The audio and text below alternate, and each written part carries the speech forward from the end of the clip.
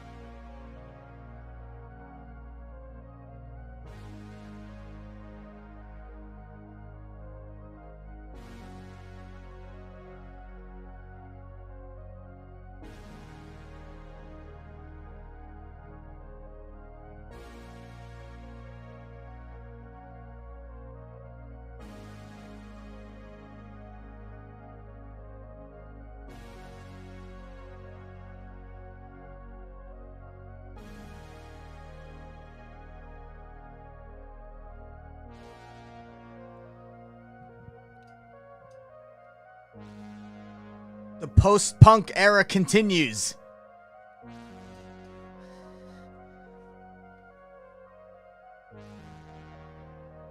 Let's get with the show.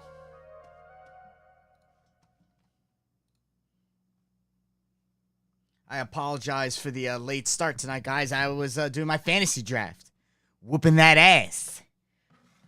What's going on, everybody? Smells like wrestling. I think this is episode 86.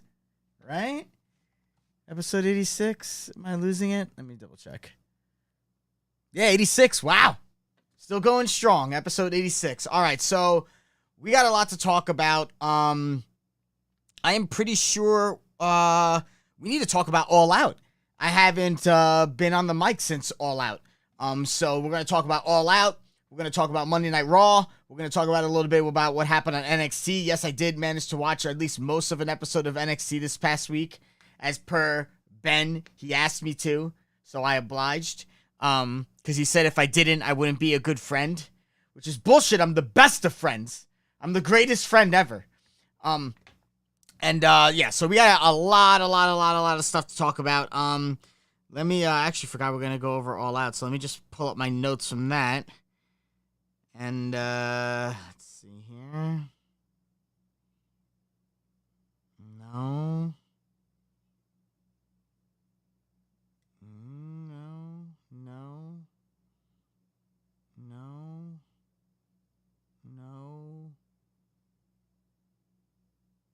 think that's it. Yeah.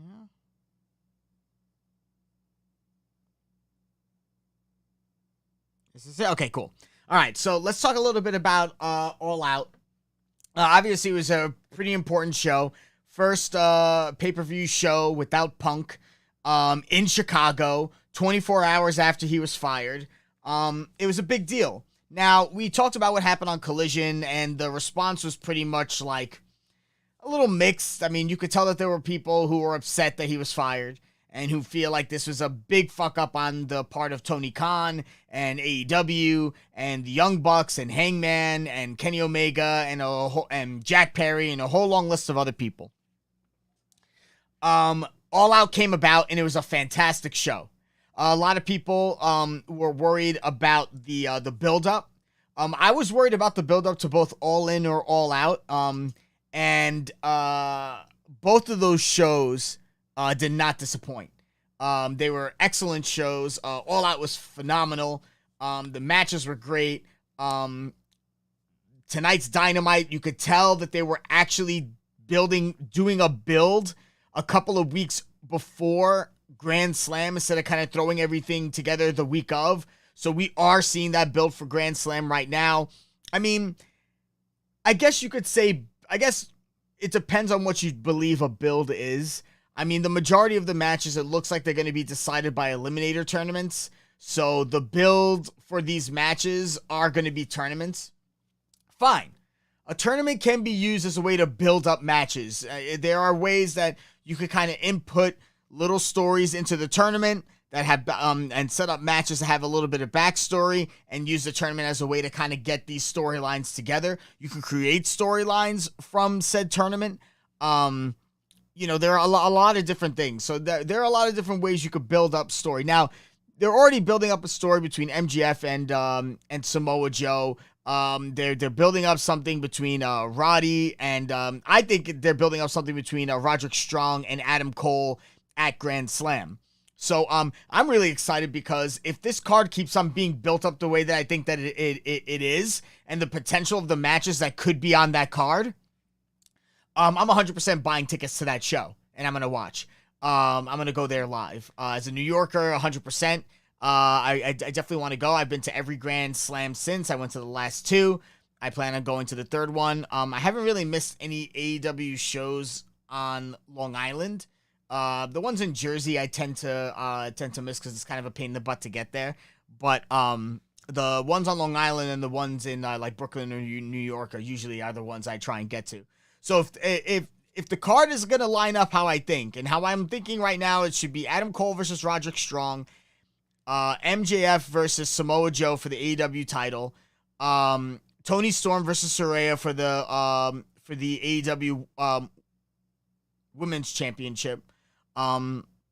Swerve versus Hangman. Those are matches that I feel like should be built up for that show. Definitely.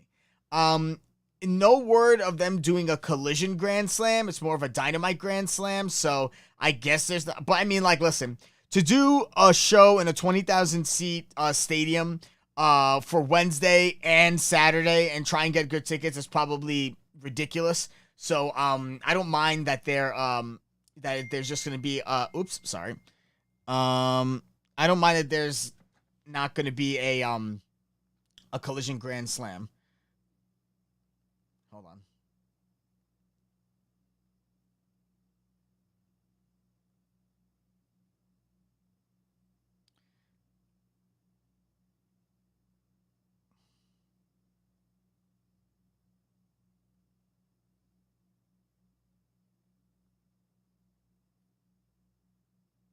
I hate doing this on live, but I have to.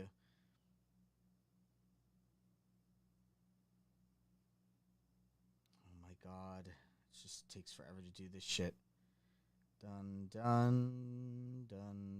Alright, sorry guys, I apologize. So, yeah, I'm telling you, like, Grand Slam they could build up a really serious show, with a lot of good matches, so I'm definitely excited. So, let's talk a little bit about, All Out. The show opened up, ROH Tag Team Champions Adam Cole and MJF, defeated, Dark Order's Alex Reynolds and John Silver. Excuse me, sorry. So the storyline from All In is continuing. That MGF injured his neck in that match, and he gets the neck re-injured in the match between Dark Order. They targeted the neck, they hit him in the back of the neck with a steel chair, to the point where they actually helped carry him out of the ring to the backstage. And Adam Cole pretty much carried most of the match on his own until MJF came out. He whooped some ass. They were able to do the double clothesline and come away with the victory. So this neck injury is playing even more of a role into what's going on.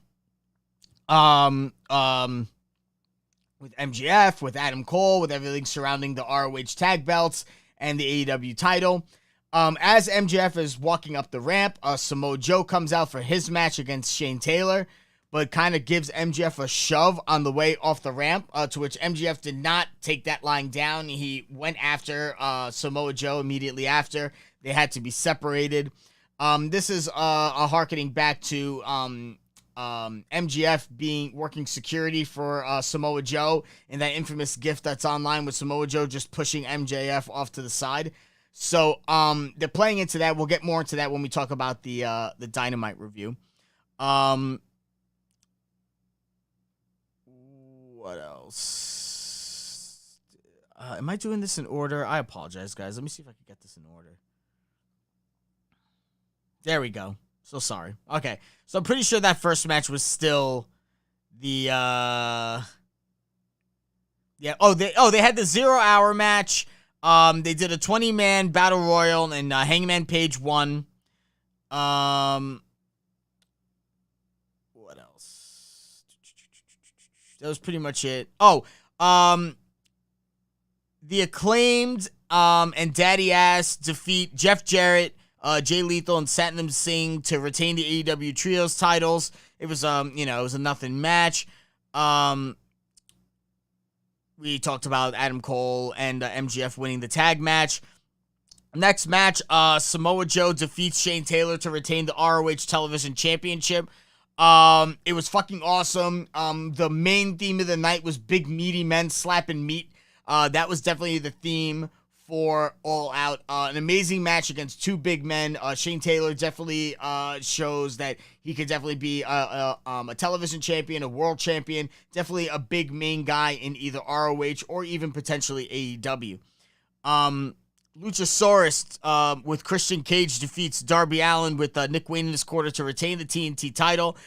They play off the fact that Darby Allin was injured. His back was injured severely in the match. The coffin match that he had with Swerve at All In. So they played that up. Luchasaurus focused on the back and literally it was just another one of those matches where like Darby Allin's getting the ever-living shit kicked out of him. He kicks out of a bunch of stuff, but eventually ends up losing to the bigger, stronger threat. So I don't know if this is over between Darby and Nick Wayne and Luchasaurus and Christian Cage. I have a feeling that it's possible that I would like to see Nick Wayne go heel and side with Christian, and Christian could continue this whole thing about how he's like he's a father figure. Like, the Christian gimmick is over. It's over as fuck right now. People are loving Christian. He comes out, he gets a big pop, he shits on people's fathers, he says the most diabolical shit. A thing that AEW has been doing recently, especially on their YouTube channel, is been doing long compilations of shit that we actually want to see. They did a compilation of all of Orange Cassidy's title defenses. They did a compilation of all the entrances for All Out. They did a compilation of all of Christian's most vicious insults, and it's a fucking treasure trove. So I think it would be kind of cool for Nick Wayne to go heel. It'll give his character some sort of life. He won't just be tied. He just won't be this young kid tied up to Darby. It would make sense for Christian, who's doing this whole gimmick on he's a great father and everyone has shitty fathers and all the fathers are dead. It would be a cool gimmick for him to actually be a father figure to Nick Wayne and then actually like begin to like love the kid as a son, and then like Nick Wayne just like turns on Christian, and then they have like a Nick Wayne Christian Cage program where eventually Nick Wayne goes over Christian Cage. But you could build this gimmick as a way to catapult Nick Wayne. You know what I mean? Like right now, Nick Wayne is just like this young kid that if you're a fan of wrestling and you listen to sites like The Observer who are stationed in the Northwest region who I know Brian Alvarez watches Defy Wrestling a lot, studied with Buddy Wayne. So if you're a part of like those like wrestling that's pretty funny. Nick wears the rest of your reign. Yeah, you know, like he's a skinny, scrawny kid. You know what I mean? I think that he should turn heel on Darby. He should align himself with Christian. Maybe even like I don't even like I want like Luchasaurus gone. Like I'm not and I'm not really excited about the Luchasaurus character. I would like it if they got Luchasaurus out of there and then it was Nick Wayne and Christian rolling around as a duo, where just Christian's like this fucking father figure to him or whatever. But like I just think that would work out really well. I think that'd be a pretty cool storyline. But because right now, like, they're not doing anything with him. Like, it's a good way to just give him some sort of basis. He's a young, plucky babyface. People will love him. He could be a smarmy heel, like a Dominic Mysterio, kind of like this young punk, a know-it-all asshole kid. So I think there's a lot of potential with Nick Wayne. And he's not a bad wrestler either. You know what I mean? So I really think there's a lot of potential with Nick Wayne. I'm willing to be very patient about this. The kid's very young. He's went straight from the indies right to television. There really wasn't any in between. That's what I really like about the farm system that is over with the WWE. They have the Florida circuit, they have NXT, they got the Performance Center. Like there's a lot of proving grounds for young wrestlers to kind of hone in their craft so that by the time they're up to the big leagues where you want big ratings, you want stars, you want people ready for the mic, ready for the spotlight, ready for the in-ring action, all that kind of stuff. Like they go through a lot of different steps before they get on TV. So I feel like any wrestlers that get called up within the WWE farm system, they're a more polished and finished product for the main roster than what's going on in AEW. AEW, they're pulling guys off of the indies, but the indies, like, it's just a different ball game than actual television and being on in front of these larger crowds and being in front of a live audience on television, touring, having to hit your camera cues, all that stuff. You don't have to really worry about a lot of that in the indies. I was kind of hoping that like Dark or Elevation or even Ring of Honor for that matter would be a great proving ground for people and for them to build up a body of work in a way that doesn't hurt ratings and then build them up that way. I mean, hell, you could even have some people like debut on like Rampage as a precursor for them really to be debuting on either Dynamite or Collision. So I feel like I really do like the way that, like the WWE brings up guys. Because I'm telling you this right now. When guys like Braun Breaker get brought up to the main roster, they're going to be fucking ready, dude. You know? When guys like Carmelo Hayes get brought up to the main roster, they're going to be fucking ready. You know? The reason why a lot of those NXT guys weren't being pushed from the Black and Gold brand wasn't because they weren't ready. It was just Vince just didn't see the potential that fans like myself and maybe some of you guys that are watching see them. You know? Like, Ricochet was primed to get shot to the top. Aleister Black, straight to the top. Keith Lee, straight to the top. You know? A lot of guys. Samoa Joe was able to get really good pushes and stuff like that. But even the most stout WWE fans could say that there was untapped potential with Samoa Joe within the WWE. So, I just, I have to give credit where credit's due. Just the way that the WWE builds up their young talent is phenomenal. And they have a great training system around there. I mean, the only thing that is my issue... Oh, fucking Johnny Gargano. Johnny Gargano is a bona fide star. Same with Tommaso Ciampa. It is not their fault that they're not getting pushes. It's just the way that the WWE is run. I really think those two guys should go over to AEW. I think they'd be utilized a lot better. I think that now that they have Collision, and that there's that power vacuum right now, being that Punk isn't around to be like the guy on Collision, which means other roles beneath that will be open and need to be filled. So I do think that right now AEW is in a position to really get some big stars going. It looks like they might push Rush. I haven't seen Andrade in a while. Hopefully he'll be back. We'll probably get a Thunder Rosa returning soon. Jade Cargill's been out for a while. She might be coming back eventually. So, I was talking with actually Jordan, who's in the chat right now. I was talking with him, and I'm definitely in agreement that like the guy who's going to be like the flagship guy, I think, of Collision should be Bryan Danielson. Definitely. Bryan Danielson should be that guy. He's been tried and true for every company he's ever worked for. He's never been a disappointment. He's just a fantastic wrestler, fantastic on the mic. Bryan Danielson is the greatest, is one of, or if not the greatest of all time. Bryan Danielson is a fucking god. So if there was anyone to throw your weight around on that Collision show, it would be Bryan Danielson. You know what that means? That means other guys could possibly move up. Jay White hasn't been pinned or submitted in AEW at all. He's definitely a main guy on there. Ricky Starks didn't tap out. Well, we'll talk about that more in our All Out review. But Ricky Starks didn't tap to Bryan Danielson. He put on one hell of a fucking match with Danielson. One hell of a fucking match. And Danielson gave that guy his flowers in the post-media scrum and really just said how impressed he was. Like, if you're getting the nod from Bryan Danielson, like, you are definitely doing something right. You are definitely doing something right. So, I think Collision is in great hands. As I speak of Kyle Fletcher, just want to say Aussie Open have been impressive lately, and I'm a big fan. Aussie Open has been incredible. Holy shit. What's going on? Oops. What the hell? I didn't even press anything. Sorry. Aussie Open is phenomenal. The matches that they had at... Jesus Christ. There's like a bug fucking around in my apartment. The match that they had with FTR at Royal Quest was phenomenal.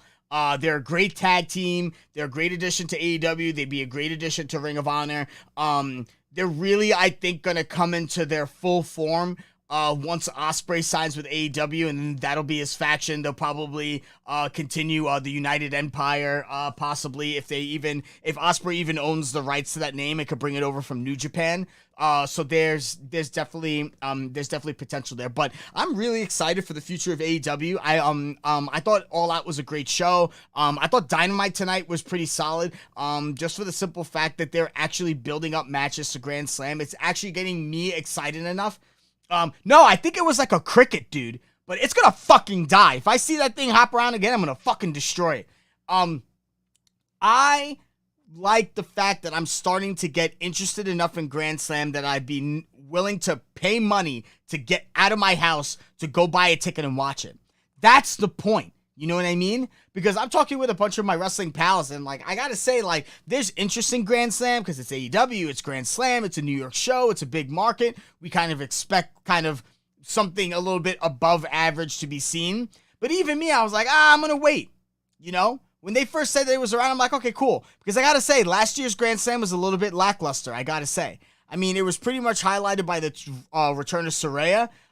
So I definitely expect her to retain the title if she's going to be defending it that night, being that it's almost like a 1 year anniversary of her, coming to AEW. So I like that there is a build, that they are showing me potential matches that I could get excited for. You know what I mean? I'm very excited for Collision this week. Very excited. Great roster. I'm just hoping now that there's Jordan again in the chat, full on agreement with you. I've enjoyed a lot in AEW recently, and Joe versus MJF is going to be a heater enough to make me want to go. Yeah, I mean, isn't that the point, bro? Like, they really need to, their job is to get guys like you and me to be like, let's go to the show. Let's spend money. Let's buy some merch. Let's buy a ticket. Let's get some beers, and let's watch this thing. You know what I mean? Like, and I'm excited. I really am. And not gonna lie, I'm excited about the stuff that's going on in the WWE too. I'm excited about the rise of the Judgment Day. I like the fact that they made it. I talked about Payback while we were doing the Collision show, but I like the fact that Damian Priest and Finn Balor are tag champs. I like the fact that everybody in that faction has gold.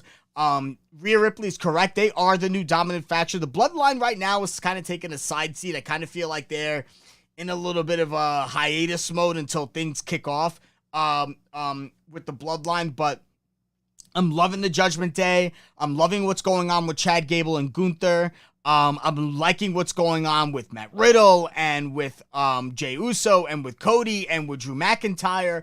Like, I'm getting excited. Like, I actually watch Raw and SmackDown every week.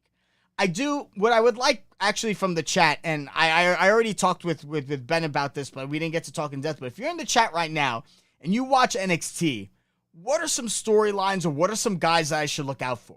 If there's a guy who pops up on the screen, treat me as if I know nothing about NXT as it is right now. If there are guys out there that I should be like, when he pops up on the screen, and you'd be like, Eric, you should keep the, keep it on, like keep the TV on and watch. Like, who are these guys? Oh, Jey Russo is super over right now. You know what I mean? I'm liking that, like, they have a babyface Uso and a heel Uso. I'm liking how they've been able to build up separate personalities, that they're their own guys. I like that they're on their own separate shows. Jimmy's on SmackDown, Jay's on Raw. I'm liking less. Like, the point of a faction like that is to make sure that when that faction breaks up, that all the people involved are still relevant. Sami Zayn still relevant. Roman still relevant. Jey Uso still relevant. Jimmy Uso still relevant. Solo Sikoa still relevant. That's the point. That's another thing that I want to see happen with Judgment Day. I want to be able to, I feel like it's happening right now. Like, all of the guys, everyone who's involved in Judgment Day is elevated big time. Big time, big time, big time. And I think that even if they were to split up, it would still work out good. And I think that if the two major, because we all know that WrestleMania is going to be a 2-night thing. I think that WrestleMania should be the one night should be the final pop-off of the Bloodline storyline, with Roman finally losing the belts to Cody. And then I think night 2 should definitely be having something to do with Judgment Day related. Have your two major factions headline those two shows. That's what I think. And I'm just super freaking excited. Super freaking excited for wrestling right now. New Japan, I've kind of cooled off on a little bit. G1 was phenomenal as per usual. G1 is something where I kind of just watch it just to see the quality of the matches. I like the matchmaking in New Japan. I don't necessarily watch it for storyline or build. I just watch it for the professional the in-ring action. You know what I mean? There are guys that I root for. I'm a big Naito fan. I love Okada, actually. Obviously, Shingo and Ishii and Suzuki, and Will Ospreay, obviously. Zack Sabre Jr., obviously. Hiromu Takahashi. So, like, there's a lot of stuff in New Japan that I like, but, like, I really only get involved as, like, their major pay-per-views start to ramp up. Like Dominion or Wrestle Kingdom. So the build to Wrestle Kingdom should be starting within the next couple of months, because Wrestle Kingdom is the first week in January. So the build for that should be happening soon. Just great stuff all around. Let's continue on with the All Out review. So then we'll talk a little bit about Raw. We'll talk a little bit about NXT, and then we're gonna get into our full-fledged AEW Dynamite review. So, after that match, okay, so Miro and Powerhouse Hobbs. This might have been one of the top matches of the night. The crowd was super fucking into it. It was two fucking gigantic, big, meaty fucking men beating the fucking shit out of each other. It's all I ever wanted. I've been talking about this on the chat, on this channel, for 86 episodes, all right? That they need to make a big Haas division and get a big meaty men title and let these guys go at it. All right. It works. It works fucking awesome. Jordan, take care, bud. Thanks for hopping on the chat. I appreciate you, bud.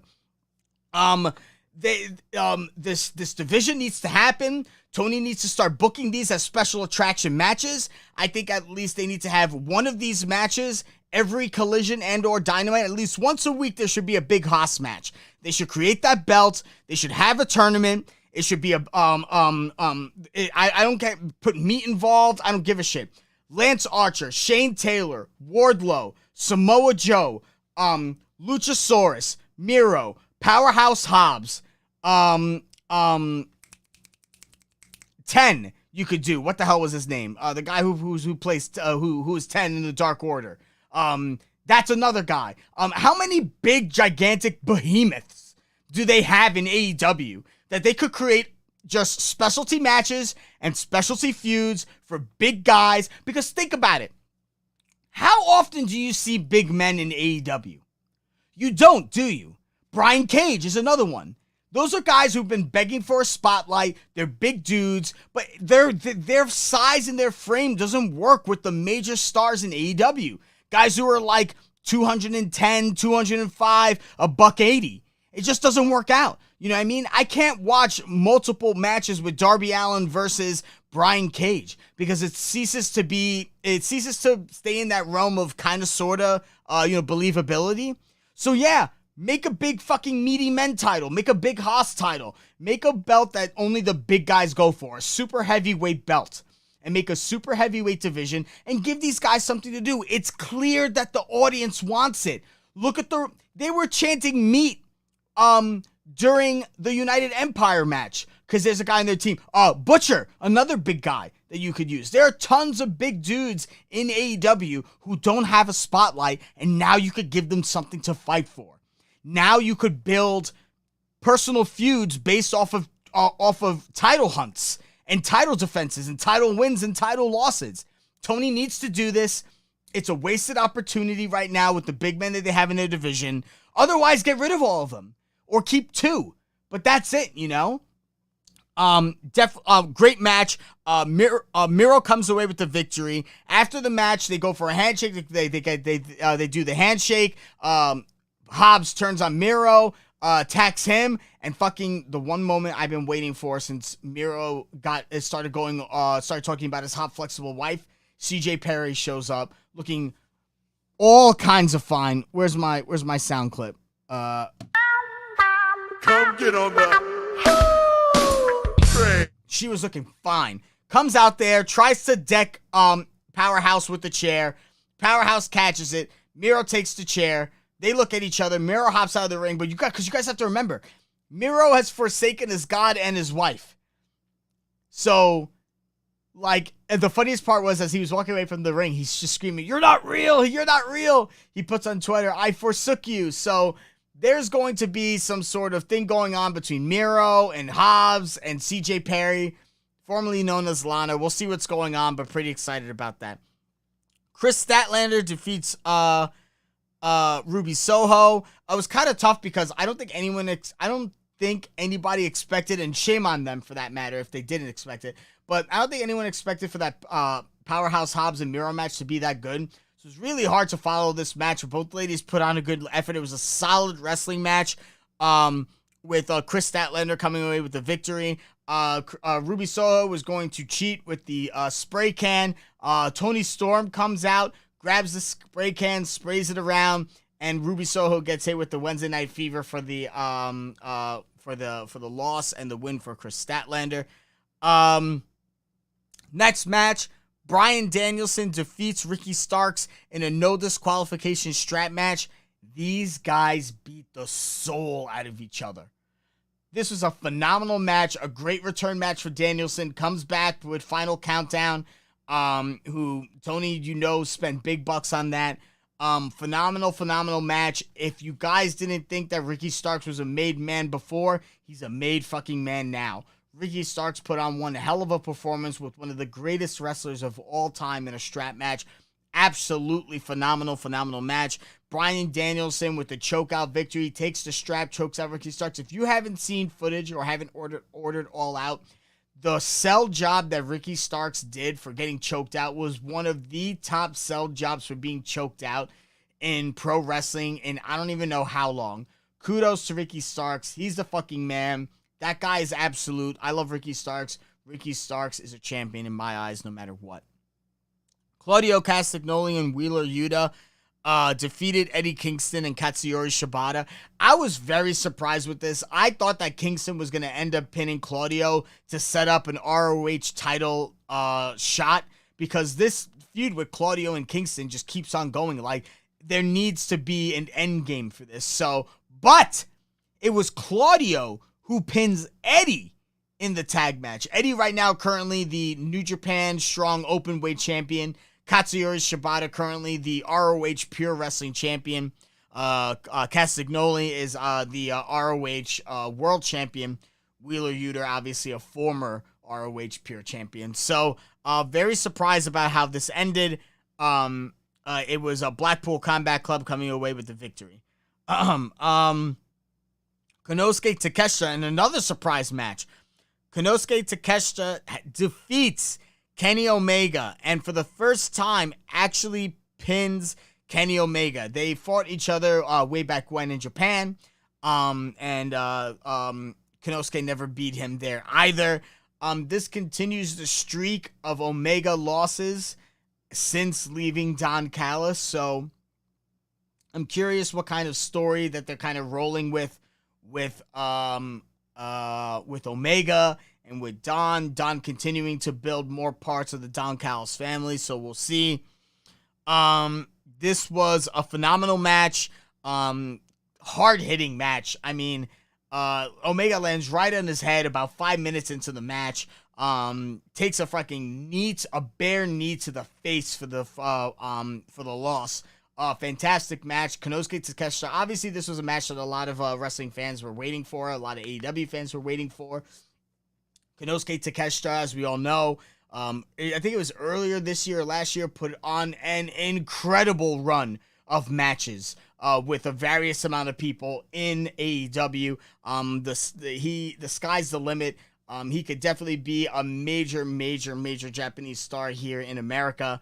And with the relationship that AEW has with New Japan, he could definitely put on some banger matches in New Japan Pro Wrestling. JY, Juice Robinson, and the Guns defeat FTR and the Young Bucks. Really awesome match. The Young Bucks got some boos, got some cheers. Obviously because of the whole Punk thing. Jay White ends up pinning, I think, Cash Wheeler. No, it was Colton Gunn who picks up the pin on Cash Wheeler. And so great match. Bucks lose again. This is the first now again the Guns have pinned FTR. Does this mean that the Guns are going to go for the tag titles yet again? They were the tag team to pull the titles off of the Guns the last time. Off of FTR the last time, and then FTR subsequently won them in Long Island at a show that I was at, where the Guns came out to a 50 Cent Mini-Men. So, also, the entrance for Bullet Club is fucking phenomenal. They built off of the entrance for the Guns with that spotlight and kind of like the camera circling the tag team. So now it's Jay White in the middle. He's spitting out a mist of water straight out. You got one of the Guns doing a mist of water, and he's holding back the hammer on a gun. You got another one of the Guns just kind of like going off like dual wielding. And then you got Juice Robinson just going, yeah, like he does. It's fucking phenomenal. It's on AEW's YouTube channel. Check it out. Fucking phenomenal entrance. Jay White has yet to be pinned or submitted in AEW. Bullet Club is one of the, if not the top faction in AEW, next to, I guess I would say, the Blackpool Combat Club, because now the Jericho Appreciation Society has vanished. The Don Callis family only really has two people. The Outcasts really just are just three women. So definitely like the top faction in AEW. And then main event of the night. Jon Moxley versus Orange Cassidy for the AEW International Championship. I was shocked at this one, guys. I was shocked at this one because I did not expect for Orange Cassidy to drop that belt. I thought this would have been the perfect feather in the cap to his reign, him beating Jon Moxley. I think the crowd would have accepted it. I think the crowd would have gone nuts for it. I think Moxley is definitely a guy who could have taken that loss just to build up Orange. But and then it would but they did not go that way. And Orange Cassidy put up a valiant effort. He got busted open, but the Jon Moxley ended up beating him down. It looked like the multiple defenses for Orange ended up finally catching up to him. I got a standing ovation for the crowd. Best Friends came out. They did the whole hug. Orange Cassidy, one of the best title reigns in AEW history. Absolutely phenomenal. If they still have that up on the AEW YouTube channel where you could look at all 31 or 32 of his defenses, definitely check it out. It's worth watching. He does make an appearance on Dynamite, so we'll talk about that as well. But kudos to Orange Cassidy. My hat's off to you. Jon Moxley, the new AEW International Champion.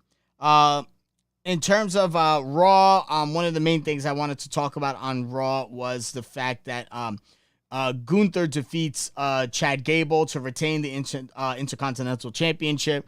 He will hit that. He will break the Honky Tonk Man's reign and will be the longest. Oh no, I think that's it. Yeah, he is now officially. Gunther is the longest reigning Intercontinental Champion in the history of the WWE. So kudos to Gunther. I mean, I was a fan of him when he was Walter. Super excited. I'm glad that he's has that accolade now and that feather in his cap.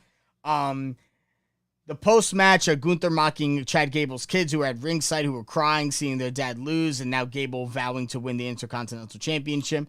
It is possible now that Gunther has broken the record to have Chad Gable win the belt. I'm not necessarily a super big fan of that, at least not right now, because I feel like if you're going to break a record, it shouldn't just be 1 day over or 1 week over. Or not even 1 month over. I just like to see him substantially make a claim as the longest reigning Intercontinental Champ, and then he could drop it to Gable. I don't think people would mind him losing it to Chad Gable. I mean, Chad Gable's super over right now, so I didn't expect Chad to win that match anyways. I knew it was Gunther's to win. So, congrats to Gunther. Congrats to Chad Gable for getting the opportunity, main eventing Raw for a title match. I don't think it's over between Chad Gable and Gunther, but phenomenal main event. The end of NXT had Von Wagner literally get murdered by Braun Breaker. They cut away at the last minute. They implied that Braun Breaker actually duffed this dude in the head with the steel steps. You even heard commentary go, "Son of a bitch!" Like I thought that was a nice touch. So we'll see where that heads. Let's do the AEW Dynamite Grand Slam review. This draft is over, right? Yeah, this draft is over. My draft is complete. Exit draft. All right, yeah. So my draft is done. I gotta talk with some people about this. I think I have a pretty solid team. Some people fucked me on the draft, man. Whoever one of you motherfuckers was doing auto draft, fuck you, dude. That is so fucking lame. The night starts off with Jon Moxley defending the International Championship right off the bat against AR Fox. Solid match. AR Fox is a good talent. With Jon Moxley coming away with the victory. After the match, Darby Allin comes to the ring. Checks on AR Fox. As that's happening, you see Nick Wayne in the background because Darby and Nick Wayne were watching this match as they're supposed to be like friends with AR.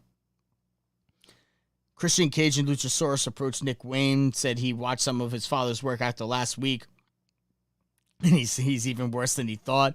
He offered mentorship to Nick Wayne and walked off and asking Nick Wayne to say hi to his mother. So the fucking Christian still becomes one of like the best parts of AEW television right now. Chris Statlander defeats Emi Sakura to retain the TBS title. Short match, solid match. Emi Sakura is a solid wrestler, so was Chris Statlander. Another title defense and notching the belt for Chris Statlander tonight. Roderick Strong's backstage with Matt Taven and Mike Bennett. He's asked about his parents growing up and how they had struggles and how he had to take care of himself. He had to sleep with a BB gun because they were like drug addicts and abusers. Wrestling gave him the opportunity to be someone that his father wasn't, and no one judged him. He said pro wrestling isn't just a business to him, it's everything, something that Adam Cole knew. Strong grew up alone. He's going to win the title eliminator tournament alone starting tonight. Les Sex Gods, Chris Jericho and Sammy Guevara defeat Aussie Open, Kyle Fletcher and Mark Davis.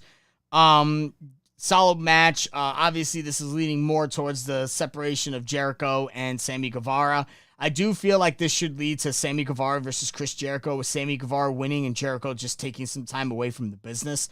to I guess revamp his character, and I think just it'd be cool. I think it's not a bad thing for Chris Jericho to be off television for a little bit. Give another AEW talent a chance to use that camera time, build up their quality, and hey, if it doesn't work out, Jericho could always come back and be that little bump in the ratings that they may or may not need. But that would also like to be another match that I would like to see at Grand Slam, Jericho versus Guevara. They should build up Grand Slam to be a pseudo AEW pay-per-view. It should technically have a pay-per-view worthy card, and I think it should do that for the sense of you want to pop a good rating, you want to sell a lot of tickets, and you want to promote the brand. So I definitely think that could be a match that they could book for that as well, and there's enough time to make that happen. Because at the end of the match, even though they won, there were a lot of miscommunications between the two, and I think it was one miscommunication too many. That's one of the main reasons why they were kind of getting a little bit pissed off. Let me see. Yeah. So, anywho, they do some highlights of the strap match at All Out. They do a Ricky Starks video promo. He says there's not a man in the business who can make him tap out or who could match him. He wants to know when it's his time. He says he doesn't want a piece of bread, and he said, don't expect me to take a piece of bread and expect to be fed. He wants a full-course meal. Starks says he's everything that he says that he is. He's absolute until the day that he dies. And we now find out also that Bryan Danielson is going to speak and have a promo segment on Collision this Saturday. Renee Paquette is backstage with Don Callis and Konosuke Takeshita. Callis said that Takeshita is a new big dog of pro wrestling. He has another easel out there, which I'm assuming is the newest addition to the Don Callis family. He's going to keep on adding to this painting, which I think is a phenomenal gimmick, by the way, that he's going to keep on adding to this ridiculous oil painting of him and to Konosuke Takeshita looking ridiculous. Konosuke is looking like a centaur, and Callis is sitting on top of him shirtless with a spear or bow and arrow. So they're going to unveil next week who their next target's going to be. So maybe the target is just another painting of Dallas of Don Callis holding another severed head. Who knows? But we'll see. MJF and Samoa Joe come to a face-to-face confrontation. Easily one of the highlights of tonight's show. He said that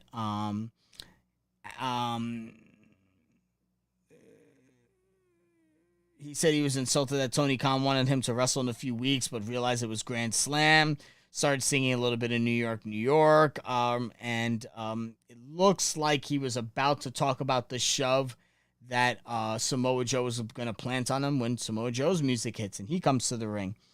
Samoa Joe says that he just wanted a front row seat to hear what he had to say. So he's like, what's on your mind, kid? To which MJF took offense at being called kid. He said MJF again started tearing into Samoa Joe, saying he was only interested in it because of his entrance music might sound like an ice cream truck. Joe said the last time he heard anyone talked about an ice cream truck and him, he was the biggest star on a different network. This is in odds to Samoa Joe being the character Sweet Tooth on Peacock streaming services rendition of the video game Twisted Metal. And which I thought Samoa Joe did a pretty good job. It's actually a solid show. If you're a fan of the game, I would recommend checking it out. It is not Breaking Bad, so don't go thinking that I'm saying it's the greatest show ever. I just enjoyed it for what it was worth. So he said that he was the biggest star on the other company's streaming channel, which Peacock is the home of the WWE network. So that was a nice little shot. Joe called MJF a kid again. MJF said that he was creative, and he called Samoa Joe the Pillsbury Joe Boy, Samoa Doe, and quoted John B. from Pee-wee's Playhouse and said that Samoa Joe had a teeny dick. Joe once more called MJF a kid, said that his moil was out of business because there wasn't much to work with, so that's why his circumcision was put on hold. Joe called MJF a kid one more time. MJF said he'll knock Joe's teeth down his throat if he calls it again. MJF then talked about him being in Brooklyn and getting shoved by Samoa Joe, working as security. But that that Joe pushed him because all he saw was a kid and that he could get away with it because he was a kid. But MJF said he's not a kid. He's the AEW champion. And if he doesn't stay out of his way, MJF's going to kill him because usually Joe's moniker from the crowd is Joe's going to kill you. So I guess MJF wanted to take a little bit of a piece of that pie and do it. He basically, Joe said he didn't think MJF was a little kid. He thought of him as a little bitch. MJF was going to duff him with the diamond ring, but instead slapped Samoa Joe. He said he wasn't going to take the bait. Joe said he's going to win the title eliminator tournament and told MJF to have a nice day. As MJF went to walk away, Joe got MJF in the nuts with the rope. Started going after him, attacking the neck. MJF hits Samoa Joe with a low blow, and they start going at each other. Samoa Joe targets the neck some more. They carry MJF out with Adam Cole making the save. So MJF's neck is going to play a big role in this whole thing, especially since Samoa Joe's finisher is the Muscle Buster, which is pretty much deliberately attacks your neck. So we'll see how that goes there. As they're walking up the ramp, Roderick Strong's yelling at Adam Cole, saying he cares more about MJF's neck than he does about Roddy's. This opens up the match. Roderick Strong versus Trent Beretta in the Grand Slam World Title Eliminator quarterfinal. Roderick Strong coming away with the victory. Very solid match. They didn't even do a lot of interference with the Kingdom, obviously, to keep Roderick Strong strong going into this tournament. Looking at the brackets right now, it's pretty much going to be, in my opinion, it's going to be Samoa Joe versus Roderick Strong. They had an awesome match, I think, back on Collision. I expect them to have another awesome match. I do think Samoa Joe is going to come away with the victory and fight MJF at Grand Slam. I do think that the next person on Roderick Strong's list is going to be Adam Cole, and I think they're going to have an awesome match at Grand Slam. At least I fucking hope so. We have Shivani's in the ring talking with Hangman Adam Page, who won the over-budget charity battle royal at 0 Hour on All Out. Page talks about how he was a teacher in Virginia and that he was happy to donate it to the Chicago Education Fund. He says that teachers are underpaid and underfunded, so he was glad he was able to help out.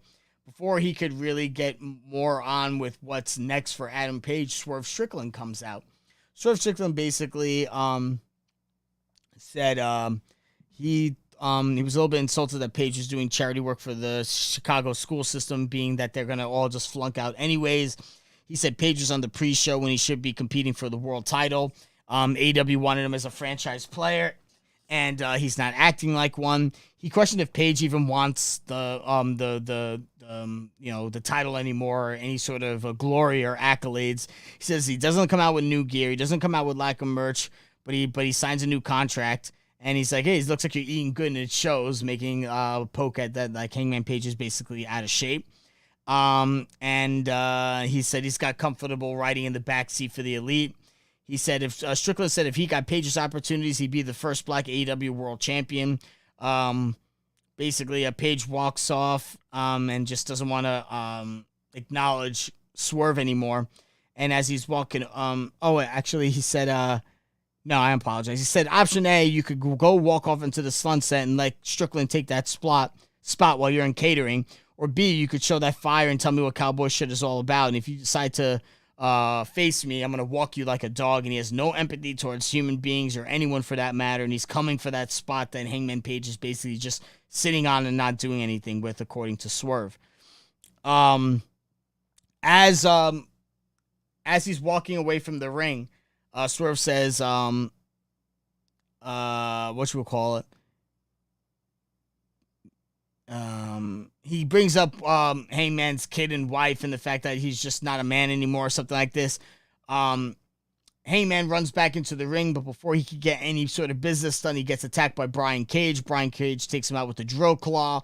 This is going to set up Brian Cage versus Hangman, obviously leading towards Hangman versus Swerve. Darby Allin defeats Nick Wayne in the main event in the Grand Slam World Title Eliminator quarterfinal. This was a pretty awesome show. They're going to book Nick Wayne kind of like how they booked Darby Allin as a guy who's got a lot of spunk and pep in him and could take a beating and keep on kicking, but it was Darby Allin who outlasts Nick Wayne. Luchasaurus and Christian Cage also made an attempt to get involved in this match as well. so it's not over for them either. It looks like it might be setting up a match between Darby and Roderick Strong, which would be fucking phenomenal.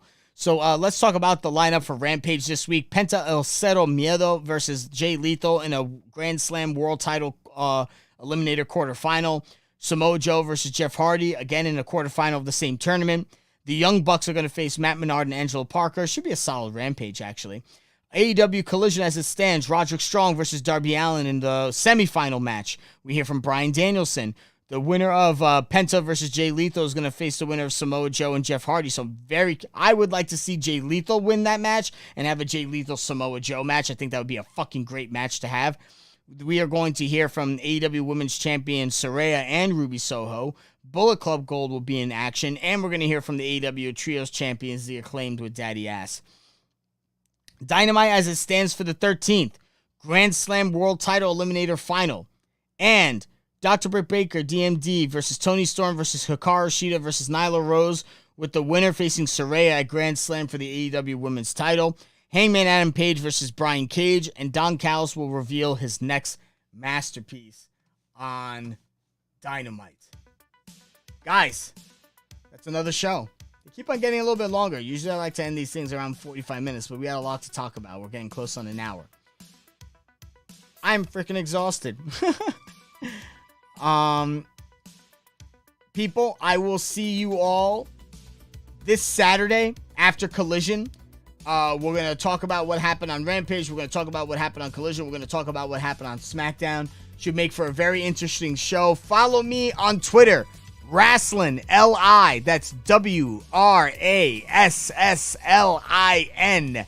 L-I on Twitter. Follow me there so you can get more information about the podcast and my thoughts on the shows as we're watching them. Any changes to the podcast, any cancellations, you're going to hear it from the Twitter channel. So make sure to subscribe, retweet, like, tell your friends, show everybody.